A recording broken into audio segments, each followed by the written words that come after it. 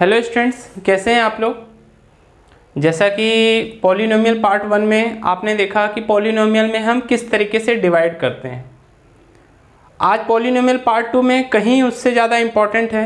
क्यों? क्योंकि है तो इजी, लेकिन चूंकि सही लॉजिक माइंड पर ना होने की वजह से स्टूडेंट अटेम्प्ट नहीं करते या उसको गलत करके आ जाते हैं या उसी को फैक्टराइज करके आ जाते हैं, क्योंकि क्वेश्चन समझ में ही नहीं आता कि क्वेश्चन एक्चुअली में बोल क्या रहा है। ओके, तो आज मैं आपको बताऊंगा कि भैया क्वेश्चन बोल क्या रहा है। ठीक है, तो उसके लिए कोई एक एग्जांपल ले, क्योंकि एग्जांपल की समझ में आएगा। ये मैंने पहले से ही लिख रखा है यहाँ पर एक example, find the value of A if x minus A is a factor of this polynomial. अच्छा, फैक्टर पहले सबसे पहले ये बताइए कि पॉलिनोमियल पार्ट 1 को किस किस ने देखा है।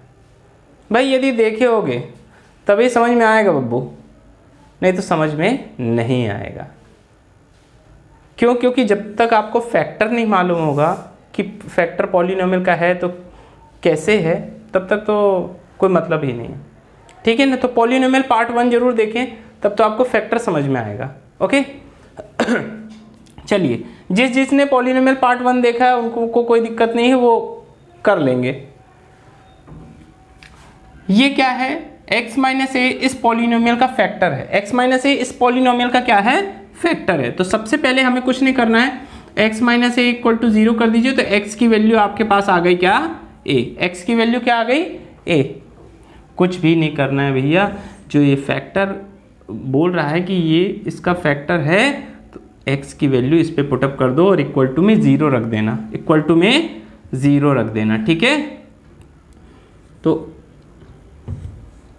a cube minus A square a plus a plus 2। तो a क्यूब ये क्या हो जाएगा दद्दा?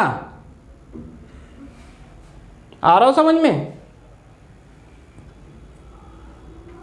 तो a क्यूब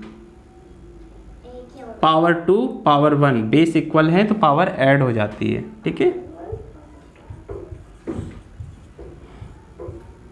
तो अब a इक्वल टू कितना आ गया? -2। a equal to -2। सिंपल है। यदि कभी भी आपको फैक्टर दिया हो और पॉलिनोमियल दिया हो तो बिल्कुल आंख बंद करके, हाँ हम तो बोल रहे हैं आंख बंद करके चालू कर दो अपना, देखो फिर अपने आप सॉल्यूशन आएगा। आंख बंद करने का भैया आंख बिल्कुल ना बंद कर देना, नहीं तो एक के ऊपर एक आएगा। आंख बंद करने का मतलब आपको ज़्यादा सोचने विचारने की ज़रूरत नहीं पड़ेगी। ठीक है ना, तो कभी भी ऐसा फैक्टर दिया हो तो पॉलिनोमियल के इक्वल टू में 0 करिए और x या y जो भी हो उसकी वैल्यू यहाँ पर पुटअप करिए, आंसर। और ये आपको एनसीईआरटी में मिलेगा 9th में 10th में, और बच्चे अटेम्प्ट नहीं कर पाते। तो इसी लॉजिक को करेंगे तो मैं गारंटी बता रहा हूँ कि एक भी क्वेश्चन नहीं आपसे छूटेगा, सारे क्वेश्चन आप बेधड़क करके आएंगे। और यदि समझ में नहीं आ रहा तो एक दो बार इसको फिर प्रैक्टिस करिए, देखिए मज़ा, आप पूरे अटेम्प्ट कर देंगे। क्या सही दिमाग में लॉजिक नहीं आएगा भैया तो वो चीज़ समझ में नहीं आएगी, चाहे कुछ भी हो। मैथ को करना वो तो ठीक है, लेकिन उसकी सही मेथड हमारे दिमाग में आना ज़रूरी है। क्या आदमी बस किया और टीप लिया क्वेश्चंस को टीपना तो एक अलग चीज़ है। ये मैं एग्जांपल सिर्फ इसलिए लेता हूँ क्योंकि उसके थ्रू मैं लॉजिक को समझा सकूँ, लेकिन कोई इंपॉर्टेंट नहीं है ये एग्जाम्पल। यदि लॉजिक समझ लिए तो ऐसे तो हज़ारों लाखों एग्जाम्पल आप सॉल्व कर लेंगे, लेकिन इसमें मेन लॉजिक को समझना है कि यदि फैक्टर दिया है और पॉलिनोमियल है तो इक्वल टू में 0 रख के उसकी वैल्यू रखें, हमें आंसर आ जाएगा। और यदि लॉजिक नहीं समझे तो फिर क्या मतलब है। ठीक है ना, तो लॉजिक को समझें और इसको प्रैक्टिस करें, और जितने और ना क्वेश्चंस मिले तो मुझे बता देना, मैं क्वेश्चन ही क्वेश्चन लिख दूंगा पूरे एक लाइन से। घर में खूब प्रैक्टिस करें।